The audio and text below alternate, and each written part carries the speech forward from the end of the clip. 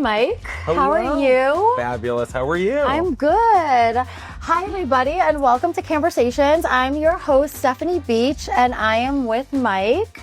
And we are here shooting some hoops. That's right. At CES, live from Vegas. How's your week going so far? It's fabulous. We're here at the end of the day Thursday, and it's been a great week of learning, connecting with the industry, and having a good time. Awesome. So I have a couple of questions. I'll let you shoot your hoop. Let's do it. Let's be super cash and have some fun at the end of the Casual. week. It's been a really long week. This was my first CES, and I have to tell you, I don't want to jinx it because I still have a bunch more interviews to do today, but I'm very happy I still have my voice. Yeah, you're killing it. Yeah. Good for you. Thank you.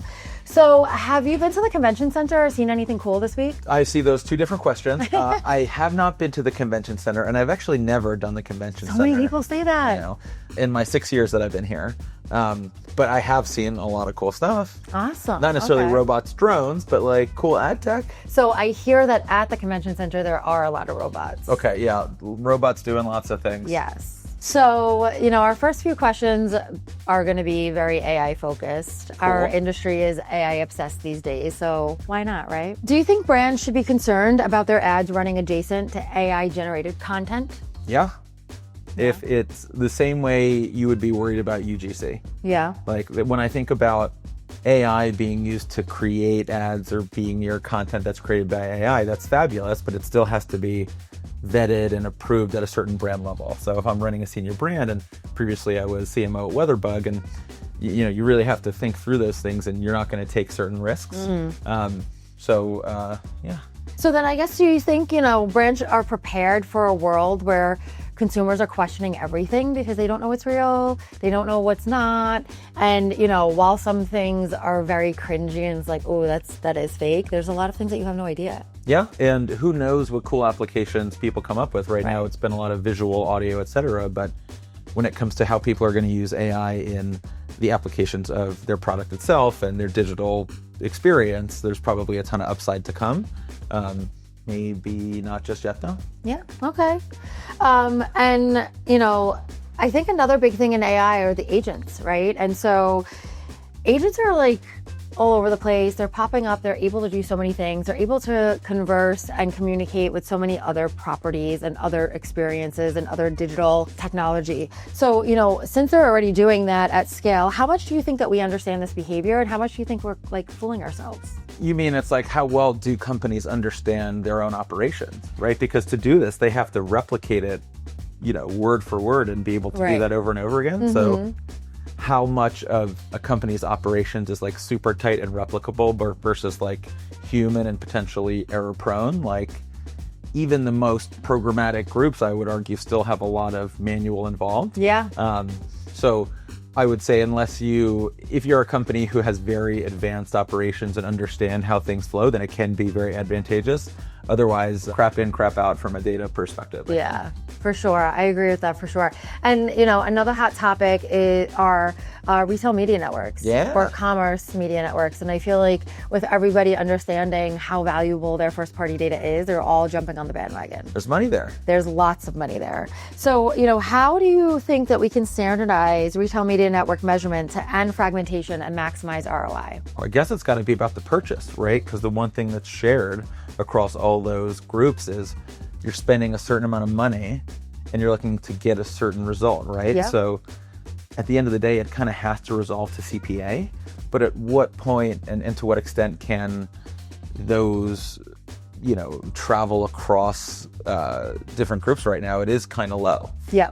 Yeah. I think, a lot of times we're still learning and still kind of figuring it out. And I think like everything else in our industry, when there's fragmentation, there's bound to be consolidation. Yeah, and one of the interesting things that I've seen in the retail media space is, to your point, these folks have substantially valuable data that they want to extend off platform. One of the places that folks have been really successful in the last 6 to 12 months has been TV. Right. So they've been taking that really valuable first party data and extending that into connected TV to expand their product offering and drive more, deeper partnerships with their CPG brands. And it's been very interesting to see the role of TV as deployed into what is normally a very endemic heavy media base. Yeah, I love that, and it's a great kind of perspective of it too, and CTV is a great example to demonstrate that. And it's still early days for that, like halfway through it at that mode.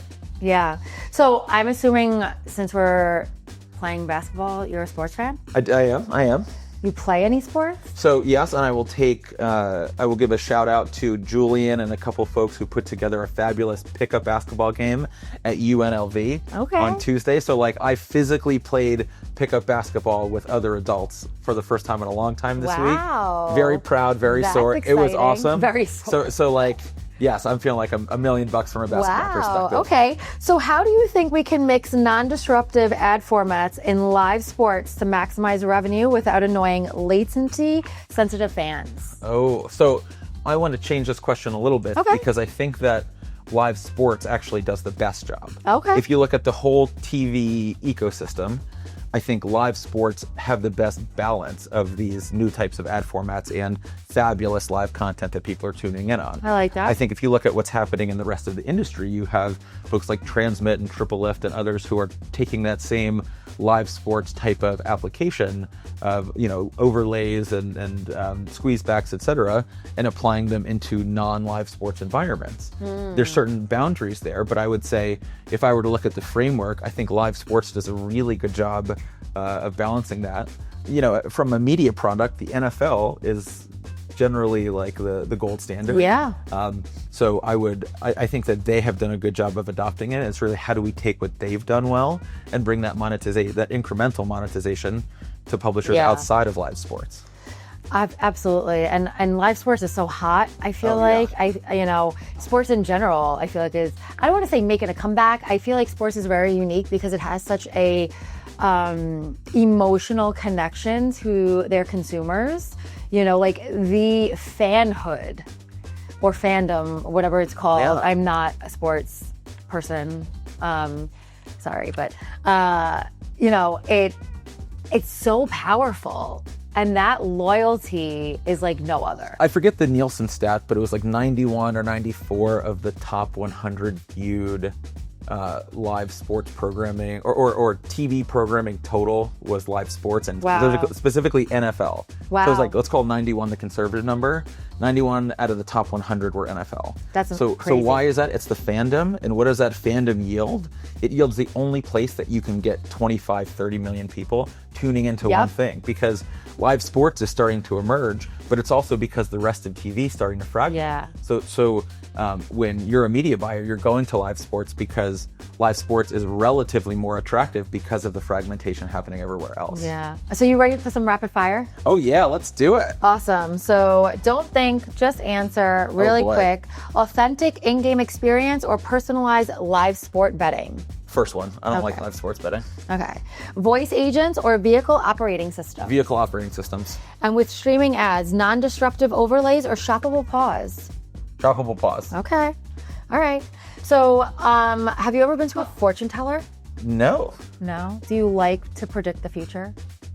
I've been known to from time to time. Oh, really? I've been asked. I don't know if I've been right. So do you think you have a prediction for 2026? Oh, I got a lot. So what's your one top 2026 prediction? Okay. So if I only have to pick one, I have a couple really hot bangers for you, but look at the market at the intersection of TV and mobile app. Okay. So you look at a company like TV Scientific that was just acquired by Pinterest, and one major player removed from the market, and an incredible amount of this mobile app demand being married to CTV supply in an effective digital first kind of thought process. I predict that, I know this is a 12-month ask, right? It's maybe an 18-month thing, but what is now a very scarce competitive set, now that TV Scientific is somewhat removed being bought by Pinterest, you will start to have 2, 3, 4 more entrants of folks going after that because that opportunity is so juicy. Interesting. I'm going to play this back in 18 months and we're going to see. Yes, we'll do it. Let's run it back. So what's your favorite industry event and why? Cannes. Because there's yachts. And that's the best answer. Well, I mean, it comes down to CES and Cannes because in an executive role, I think about it like this biannual sonar that you have with your other executives in the industry. So you sit down with other CEOs and say, what's happening in your business, what's important to you, and then you check in every 6 months. So Cannes and CES really create this drumbeat for us to connect with folks over and over again and really create this time series of how companies can relate to each other. So I really like the drumbeat that it sets for leadership conversations. I like that. And what is your Vegas guilty pleasure? Cirque du Soleil. I've seen every Cirque du Soleil. Really? They're all fabulous. What's your favorite? Okay, so they're all fabulous but one. What's the one that's not?